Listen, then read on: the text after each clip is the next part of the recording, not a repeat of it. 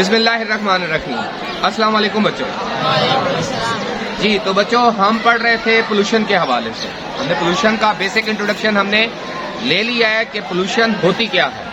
Pollution क्या है कि addition of harmful and undesired material, यानी ऐसे मादों का जो नुकसानदेह हैं और जिनका कोई फायदा नहीं है, गैर जरूरी और नुकसानदेह और जहरीले मादों का माहौल में शामिल हो जाना पोल्यूशन कहलाता है। जहरीले, नुकसानदेह और गैर जरूरी मादों का माहौल में शामिल हो जाना पोल्यूशन कहलाता है या आलूदगी कहलाता है। ऐसा ही है ना बेटा? अच्छा, तो आप कोई बताएगा कि हमने पोल्यूशन की कितनी किस्में पढ़ी हैं? जी, पोल्यूशन की कितनी किस्में होती हैं? 4। कौन कौन सी?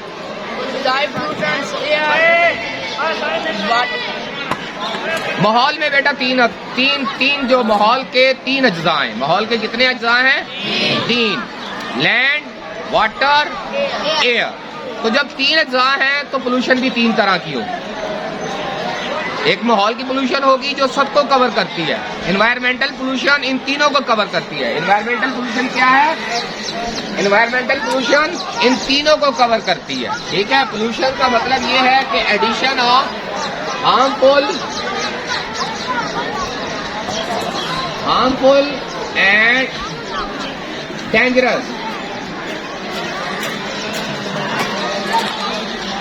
एंड डेंजरस मटेरियल्स का माहौल में शामिल हो जाना पोल्यूशन कहलाता है। ठीक है, और हम जानते हैं कि हमारे माहौल के कितने अज्जा हैं? 3।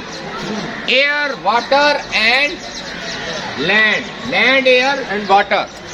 तो 3 माहौल के जो है वो अज्जा हैं। तो इसी तरह हम पोल्यूशन को भी 3 ग्रुप्स में या 3 टाइप्स में तकसीम कर सकते हैं। ठीक है, जो बेटा लैंड में होगी उसको हम लैंड पोल्यूशन कहेंगे या सॉइल पोल्यूशन कहेंगे। क्या कहेंगे? सॉइल पोल्यूशन या लैंड पोल्यूशन। जो वाटर के अंदर अनवांटेड और डेंजरस मटेरियल का शामिल हो जाना, ये इसको हम कहेंगे वाटर पोल्यूशन। इसको हम क्या कहेंगे? Water pollution. और बेटा अगर यही अनवांटेड, डेंजरस, नुकसानदेह मादों का अगर हवा में शामिल हो जाए, फिजा में शामिल हो जाए, तो इसको हम क्या कहेंगे? एयर पोल्यूशन या फिजाई आलूदगी। ठीक है, जमीनी आलूदगी, आबी आलूदगी और फिजाई आलूदगी। तो ये हमने 3 टाइप्स ऑफ पोल्यूशन पढ़ी है। एक मेजर टाइप है जिसको एनवायरमेंटल पोल्यूशन कहते हैं। एनवायरमेंटल पोल्यूशन की आगे 3 किस्में हैं: air, water and land pollution. ठीक है बेटा, आज जो हम फोकस करेंगे वो हम करेंगे एयर पोल्यूशन के हवाले से। एयर पोल्यूशन में कौन से ऐसे 2 फिनोमेनाज हैं जो हमें बहुत ज्यादा नुकसान पहुंचा रहे हैं? ठीक है बेटा, उनमें से बेटा एक जो फिनोमेनन है वो है एसिड रेन। क्या है? Acid rain. और दूसरा जो फिनोमेनन है वो है ओजोन डिप्लीशन। आज हम इनके बारे में थोड़ा बेसिक इंट्रोडक्शन और जानने की कोशिश करेंगे कि ये क्या कॉन्सेप्ट्स हैं और इसके एनवायरनमेंट पे क्या नुकसान आते हैं। ये क्या कॉन्सेप्ट हैं और इनके एनवायरनमेंट पे क्या नुकसान आते हैं। ठीक है बेटा, तो फर्स्ट हम शुरू करते हैं एसिड रेन से। बेटा हम जानते हैं कि जब फिजाई पोल्यूशन होती है, तो जब हमने फिजाई पोल्यूटेंट्स का जिक्र किया था तो उसमें कार्बन डाइऑक्साइड, मीथेन, ठीक है, कार्बन मोनोऑक्साइड, नाइट्रोजन के ऑक्साइड, सल्फर के ऑक्साइड, यही पढ़े थे ना हमने। उनके अंदर अगर हम 2 ऑक्साइड्स को देखें, एक तो बेटा है नाइट्रोजन के ऑक्साइड। ये 2 क्या है? नाइट्रोजन के ऑक्साइड्स हैं। ये नाइट्रोजन के ऑक्साइड्स, एक NO और दूसरा NO2, ये नाइट्रोजन के ऑक्साइड्स हैं। ये भी एज ए पोल्यूटेंट्स हमारी फिजा में मौजूद है, और दूसरा बेटा सल्फर के ऑक्साइड, SO2, सल्फर के ऑक्साइड, ये भी हमारी फिजा में एज ए पोल्यूटेंट्स मौजूद होते हैं। ठीक है, और क्योंकि हम बहुत सारी ऐसी इंडस्ट्रियल एक्टिविटीज कर रहे हैं, कोयला जला रहे हैं, ईंधन जला रहे हैं, फ्यूल जला रहे हैं, तो ग्रेजुअली जो है वो इनकी मिकदार फिजा में, एयर में बढ़ती जा रही है। और जब ये बढ़ रही है तो जब भी बारिश होती है तो ये जो ऑक्साइड्स हैं, नाइट्रोजन के ऑक्साइड्स और सल्फर डाइऑक्साइड, जब वे वाटर के साथ मिलते हैं, वाटर वेपर्स होते हैं ना बारिश के, जब ये उनके साथ मिलते हैं तो ये केमिकल रिएक्शन करते हैं। क्या करते हैं? केमिकल रिएक्शन करते हैं। इससे बेटा 2 तरह के एसिड प्रोड्यूस होते हैं। एक बेटा है HNO3 जो कि नाइट्रोजन के ऑक्साइड से पैदा होता है, और दूसरा है H2SO4 जो कि सल्फर के ऑक्साइड से पैदा होता है। ठीक है बेटा, ये जो HNO3 है ये है आपका नाइट्रिक एसिड। क्या है? Nitric acid. और H2SO4 जो है इसको कहते हैं सल्फ्यूरिक एसिड। समझ आ गई बेटा? ये दोनों तेजाब है। तो जब ये तेजाब बनते हैं इन ऑक्साइड्स के और वाटर के आपस में केमिकल रिएक्शन करने से, तो ये एसिड बन जाते हैं। जब ये एसिड बनते हैं तो ये वाटर के साथ डिजॉल्व होके हमारी जमीन पे आते हैं, बारिश के साथ डिजॉल्व होके हमारी जमीन पे आते हैं। इस तरह की बेटा आलूदा बारिश को एसिड रेन कहते हैं। इस तरह की आलूदा बारिश को क्या कहते हैं? एसिड रेन, या उर्दू में कहते हैं तेजाबी बारिश, या उर्दू में क्या कहते हैं? तेजाबी बारिश। ठीक है बेटा, तो ये जो तेजाबी बारिश है बेटा, ये क्योंकि आप जानते हैं कि एसिड जो है वो काफी हार्मफुल है। एसिड जो है वो काफी हार्मफुल एक केमिकल मटेरियल होता है जो कि अगर ज्यादा कंसंट्रेटेड फॉर्म में हो तो हमारी जिल्द को भी जला सकते हैं। ये इतने स्ट्रॉन्ग एसिड हैं कि ये हमारी जिल्द को भी जला सकते हैं। लेकिन क्योंकि पानी में कम मिकदार में होते हैं, बारिश के अंदर होते हैं, लेकिन इतनी ज्यादा मिकदार में नहीं होते कि हमारी स्किन को जलाएं। लेकिन इनके असरात शुरू हो गए। इनके असरात से बेटा हमारी फसलें जो हैं वो नुकसान हो रहा है। जमीन में जब ये जज़ब होते हैं तो जमीन की केमिस्ट्री को चेंज कर रहे हैं। माइक्रो ऑर्गेनिजम्स को, जो हमारा माइक्रो ऑर्गेनिज्म का एक फ्लोरा होता है जमीन के अंदर जिससे जरखेजी बढ़ती है, उसको डिस्टर्ब कर रहे हैं। इसके अलावा पौधों को, दरख्तों को, और जो हमारी बिल्डिंग्स हैं, बहुत सारी ऐसी हमारी तारीखी बिल्डिंग्स हैं, हमारे घर हैं, जब ये एसिड उन पे पड़ता है तो ये उनकी जो स्ट्रक्चर है उसको कमजोर करता है। इसी तरह बहुत सारे मेटल्स हमारे बाहर जो हैं, पुल हैं, बहुत सारी ऐसी कंस्ट्रक्शन हैं जो मेटल से बनी है, धातों से बनी हुई हैं। तो जब ये एसिड रेन उन पे होती है तो उनको भी गलास उड़ाते, उनको रस्टिंग शुरू हो जाती है, उनमें कमजोरी आ जाती है। हमारी बिल्डिंग्स को कमजोर कर रहे हैं, हमारी चट्टानों और पत्थरों को कमजोर कर रहे हैं, हमारे मॉन्यूमेंट्स को कमजोर कर रहे हैं। ठीक है बेटा, जो तारीखी मॉन्यूमेंट्स हैं उनकी खूबसूरती को खराब कर रहे हैं। ठीक है बेटा, तो ये था एसिड रेन। एसिड रेन क्या है कि ऐसी बारिश जो फिजाई आलूदगी की वजह से, नाइट्रोजन और सल्फर के ऑक्साइड की वजह से और पानी के बाहर मिलने की वजह से जब एसिड प्रोड्यूस होते हैं और ये एसिड बारिश के पानी में शामिल होकर जमीन पर आते हैं, तो ऐसी रेन को कहते हैं एसिड रेन। ऐसी रेन को क्या कहते हैं? Acid rain. ये बेटा उन चीजों का कॉन्सिक्वेंस है जो हमने की है, यानी हमने फिजाई आलूदगी फैलाई है, रिसोर्सेज का ज्यादा इस्तेमाल करके, ईंधन का ज्यादा इस्तेमाल करके, कोयले का ज्यादा इस्तेमाल करके, तो हमने फिजा को आलूदा किया। और जब वो आलूदा हुई तो अब हम पे ये उसका आफ्टर इफेक्ट आ रहा है, रिएक्शन आ रहा है नेचर की तरफ से। क्या वही ऑक्साइड जो है जब वो फिजा में गए तो अब वो एसिड रूम की रेन की सूरत में जमीन पर हम पर वापस आ रहे हैं, और इसकी वजह से हमें मसाइल का सामना है। तो हमें क्या करना चाहिए कि फिजाई आलूदगी को कम से कम करना चाहिए, ज्यादा से ज्यादा दरख्त लगाने चाहिए। ठीक है बेटा, अब सेकंड कॉन्सेप्ट पे हम चलते हैं, वो है बेटा ओजोन डिप्लीशन। सबसे पहले तो हम ये समझेंगे कि ओजोन है क्या। ठीक है बेटा, ओजोन बेसिकली बेटा हम जिस ऑक्सीजन में सांस लेते हैं वो ऑक्सीजन आप बेहतर जानते हैं। ऑक्सीजन की सिंबल क्या है? O। ऑक्सीजन की सिंबल क्या है बेटा? O। और ये जो ऑक्सीजन है जिसमें हम सांस लेते हैं बेटा, ये मॉलिक्यूलर फॉर्म में, ये किस फॉर्म में है?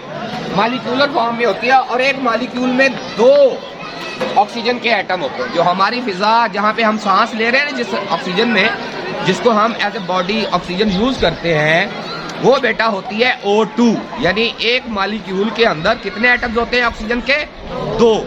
जबकि बेटा जो ओजोन है वो ऑक्सीजन का एक ऐसा मॉलिक्यूल है जिसके अंदर 3 एटम है, जिसके अंदर 3 ऑक्सीजन के एटम केमिकली जुड़े होते हैं। जब ये 3 एटम आपस में जुड़ जाते हैं तो इसको कहते हैं बेटा ओजोन। इसको क्या, इस गैस को क्या कहते हैं? ओजोन एक गैस है जो ऑक्सीजन से ही बनी है।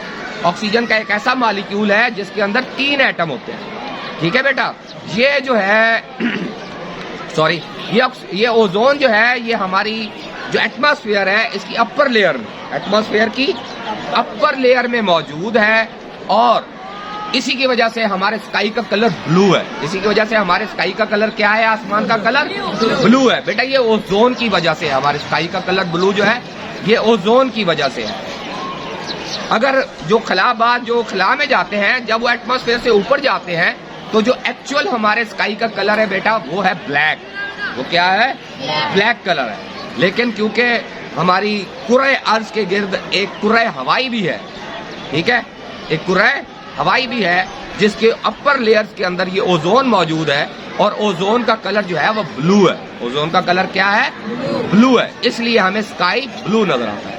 तो स्काई ब्लू क्यों नजर आता है? ओजोन की वजह से। ना सिर्फ बेटा ओजोन जो है ये आसमान को ब्लू करती है, बल्कि इसका जो एक्चुअल बेनिफिट है वो ये है कि सूरज की रोशनी, जब सूरज से रोशनी आती है उस रोशनी के अंदर बेटा अल्ट्रावायलेट रेज भी होती है। कौन सी रेज होती है?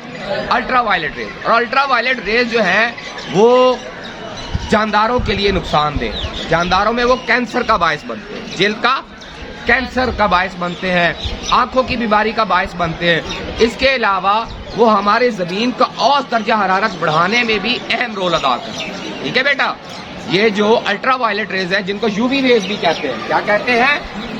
UV rays, ultraviolet rays. ये सूरज से, जो सूरज से रोशनी आ रही होती है उसमें कई किस्म की रेज होती है, कई टाइप्स की रेज होती है। उनमें एक जो रेज होती है वो अल्ट्रावायलेट रेज होती है। लेकिन अल्लाह पाक ने ये जो ओजोन का हमारे ऊपर एक गलाफ सा चढ़ाया हुआ है एटमॉस्फेयर के अंदर, ये सूरज से आने वाली अल्ट्रावायलेट रेज को रोक लेते हैं, अपने अंदर जज़ब कर लेते हैं, जिसकी वजह से ये हार्मफुल रेज जमीन तक नहीं पहुंच सकती। लेकिन बेटा हमने फिर वही बात कि हमने आलूदगी को फैलाया, ऐसे केमिकल्स प्रोड्यूस किए, ऐसी चीजें पैदा की और उनको फिजा में छोड़ा, जिनकी वजह से अब ये ओजोन जो है इसकी तह पतली होती जा रही है।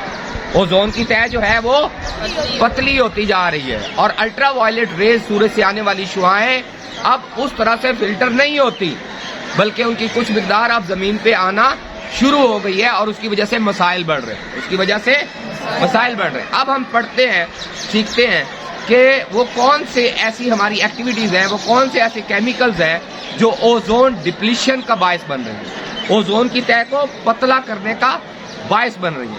उनमें बेटा जो सबसे अहम है वो है क्लोरोफ्लोरोकार्बन। क्लोरोफ्लोरोकार्बन, ये बेटा क्लोरोफ्लोरोकार्बन जो है, इसके नाम से ही पता चल रहा है कि इस केमिकल के अंदर क्लोरीन होती है। क्या होती है? क्लोरीन, फ्लोरीन और कार्बन। क्लोरीन, फ्लोरीन और कार्बन होती है। क्लोरीन, फ्लोरीन और कार्बन होती है। इसीलिए इसको जो दूसरा नाम है, इसकी जो एब्रीविएशन हम यूज करते हैं वो है CFC। क्या है? CFC। C से क्लोरो, F से फ्लोरो और C से कार्बन। ये कई किस्म के होते हैं, इसीलिए इनको क्या कहा जाता है? क्लोरोफ्लोरोकार्बन। लेकिन हम ये क्लोरोफ्लोरोकार्बन यूज कहाँ पे करते हैं? ये बेटा क्लोरोफ्लोरोकार्बन जो है हम इनको एरोसोल में यूज करते हैं। बॉडी स्प्रेज होते हैं ना जी सर। अब ऐसे कंटेनर्स के अंदर पेंट्स आ गए हैं, बॉडी स्प्रेज आ गए, इंसेक्टिसाइड्स आ गए, यानी कीड़े मार दवाइयां आ गई हैं जो कंटेनर के अंदर होते हैं। आप उनको हिलाते हैं, बटन प्रेस करते हैं तो वो खुद प्रेशर से निकलते हैं। ये जो क्लोरोफ्लोरोकार्बन है ये पेंट को, दवाई को या आपके बॉडी स्प्रे को फ्यूम्स बना के हवा के अंदर बुलबुलों की शक्ल में, छोटे छोटे कतरों की शक्ल में प्रेशर से निकालते हैं, प्रेशर से निकालने के लिए होता है। तो जब हमने इनका इस्तेमाल किया तो ये जो चीजें थी ये उन स्प्रेज के साथ, एरोसोल्स के साथ कहाँ जाती है? फिजा में। कहाँ जाती है? फिजा में। फिजा में शामिल हो जाती है। एक और चीज भी है, कुछ और चीजें भी हैं जहां पे हम इन क्लोरोफ्लोरोकार्बन को इस्तेमाल करते हैं बेटा। वो है एयर कंडीशनर्स और रेफ्रिजरेटर। उनके जो कंप्रेसर होते हैं ना, उनके जो कंप्रेसर होते हैं जो गैस को प्रेस करते हैं और फिर उसको छोड़ते हैं, जिससे कूलिंग इफेक्ट पैदा होता है। जिससे क्या पैदा होता है? कूलिंग इफेक्ट पैदा होता है। तो ये कूलिंग इफेक्ट पैदा करने के लिए क्लोरोफ्लोरोकार्बन रेफ्रिजरेटर्स में और एयर कंडीशनर में भी यूज होते हैं। तो जब कभी ना कभी तो इन्होंने लीक होना ही है, कभी ना कभी तो उनके कंप्रेसर से इन्होंने लीक होना ही होता है। तो जब ये लीक होते हैं, क्लोरोफ्लोरोकार्बन लीक होते हैं, तो जब ये फिजा में जाते हैं तो बेटा ये ओजोन के मालिक्यूल से रिएक्ट करते हैं, ओजोन के मालिक्यूल से रिएक्ट करते हैं और उसको चेंज कर देते हैं। केमिकल रिएक्शन होता है जिसकी वजह से ओजोन नहीं रहती, ओजोन नहीं रहती। इस वजह से ओजोन की मिकदार कम हो रही है, ओजोन की मिकदार फिजा में कम हो रही है, टॉप एटमॉस्फेयर में कम हो रही है। इसकी वजह से उसकी जो लेयर है वो थिन होती जा रही है, उसकी लेयर जो है वो थिन होती जा रही है, पतली होती जा रही है। तो जब वो थिन और पतली हो रही है तो सूरज से आने वाली अल्ट्रावायलेट रेज को उस तरह से इफेक्टिवली फिल्टर नहीं कर सक रही।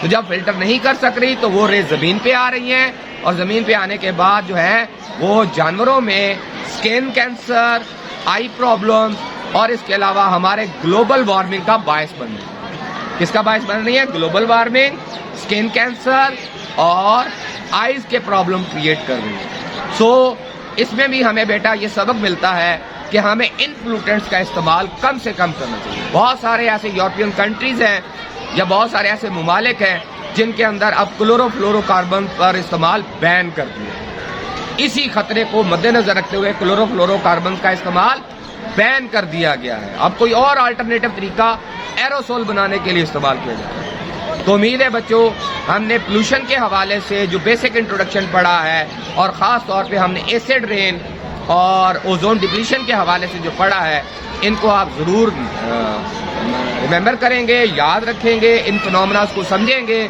और इनके मुताबिक अपनी ज़िंदगियां गुजारेंगे कि आप पोल्यूटेंट्स का इस्तेमाल कम से कम करेंगे, ज़्यादा से ज़्यादा दरख्त लगाएंगे, अपने माहौल की हिफाजत करेंगे और आइंदा नस्लों के लिए एक बेहतर माहौल छोड़ के जाएंगे।